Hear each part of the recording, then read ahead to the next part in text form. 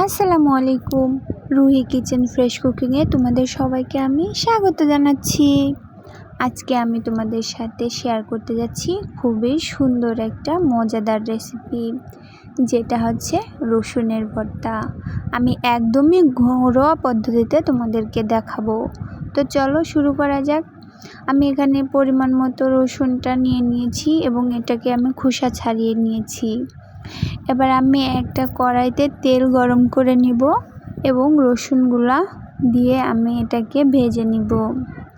আর মনে রাখবে, রসুনটা দিলে চুলার জালটা টিপটিপ করে দিবে, কারণ রসুন জালটা যদি জোরে জ্বলে তাহলে কিন্তু রসুনটা পুড়ে যাওয়ার সম্ভাবনা থাকবে। আর বন্ধুরা, তোমাদেরকে আমি কথা দিচ্ছি, এই ভর্তাটা যদি তোমরা একবার খাও তাহলে তোমাদের কাছে বারবারই খেতে ইচ্ছা করবে। বিশ্বাস না হলে তোমরা বাড়িতে একবার ট্রাই করার চেষ্টা করো। আর আমার ভিডিওটা স্কিপ না করে পুরো ভিডিওটা তোমরা দেখতে থাকো। এবার আমার রসুনটা লালচে বর্ণের হয়ে আসছে, আর আমি দেখে নিচ্ছি যে আমার রসুনটা সিদ্ধছে কিনা। এবার আমি 2 কাপ পরিমাণ পেঁয়াজ কুচি নিয়ে নিয়েছি। আমি পেঁয়াজ কুচিটাও খুবই সুন্দরভাবে ভেজে নিব। এটাকেও আমি লালচে বর্ণের পর্যন্ত ভাজবো আস্তে জাল দিয়ে, টিপটিপ জাল দিয়ে আমি ভাজতে থাকতেছি। এবার আমি সরিষার তেলটা ইউজ করেছি ভর্তার জন্য। সরিষার তেলটা খুবই মজাদার একটা রেসিপি হয়ে থাকে। আমি এখানে পেঁয়াজগুলাও সুন্দর করে ভেজে নিয়েছি। তোমরা কিন্তু বাসায় একবার হলেও ভিডিওটা দেখে শেখার চেষ্টা করবে। আমি পেঁয়াজটা খুবই সুন্দরভাবে ভাজতেছি। এবার দেখো, আমার পেঁয়াজটা কিন্তু খুবই সুন্দর একটা ফ্লেভার দিয়েছে। আমি এটাকে এখন নামিয়ে ফেলবো।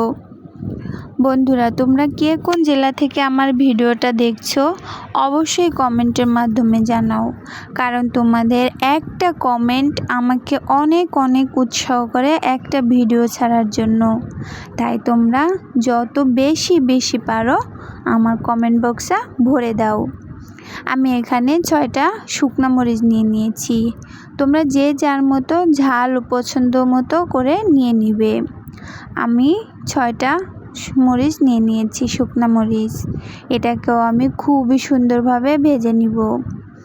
একই তেলে দিচ্ছি, কারণ বারবার কড়াই ধুয়ে আবার পরিষ্কার করে নিতে গেলে সময়টা বেশি লাগে এবং তেল ছিটে গায়ে আসার সম্ভাবনা থাকে।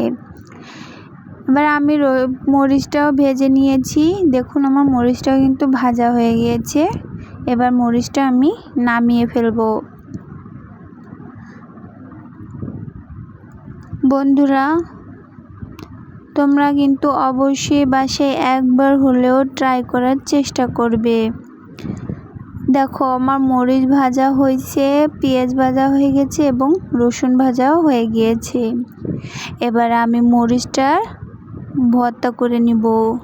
এটাকে গুঁড়ো করে নেওয়ার জন্য আমি এটা হাত দিয়ে পিষে নিচ্ছি এবং নুন দিয়ে পিষতে গেলে খুবই সুন্দরভাবে পিষে যাবে এটা।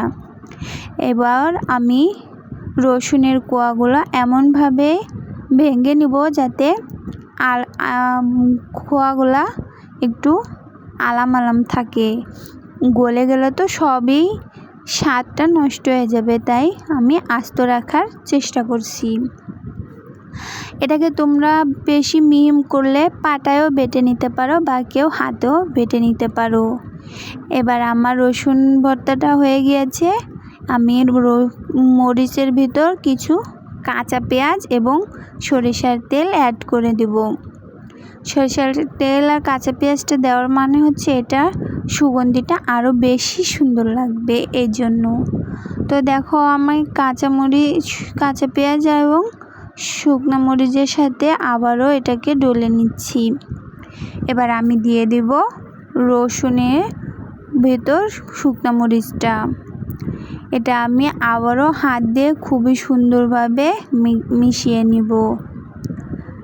এটা আমার মেশানো হয়ে গেলে এর সঙ্গে আমি দিয়ে দেব পেঁয়াজ ভাজাটা। দিয়ে আমি আবারও কিছু সময় এটাকে সুন্দর করে নিয়ে নিব। এবার দিয়ে দেব স্বাদ মতো নুন এবং ধনিয়া পাতা। ধনিয়া পাতা ছাড়া তো ভর্তার মেন স্বাদটাই বোঝা যায় না। তো বন্ধুরা, তোমাদের কাছে আমার ভিডিওটা কেমন লাগে অবশ্যই কমেন্টের মাধ্যমে জানাবে। তো দেখো, তোমাদের সাথে কথা বলতে বলতে কিন্তু আমার ভর্তাটা একদম শেষ হয়ে গেছে।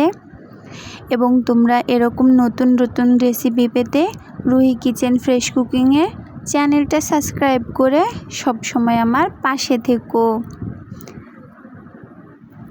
তো দেখো, এটা দেখার পরে সবার জিভেই পানি চলে আসবে, তাই সবাই একবার হলেও বাসায় ট্রাই করে থাকবে। দেখা হচ্ছে আবারও পরবর্তী একটা রেসিপি নিয়ে। সবাই ভালো থাকবেন। আল্লাহ হাফেজ।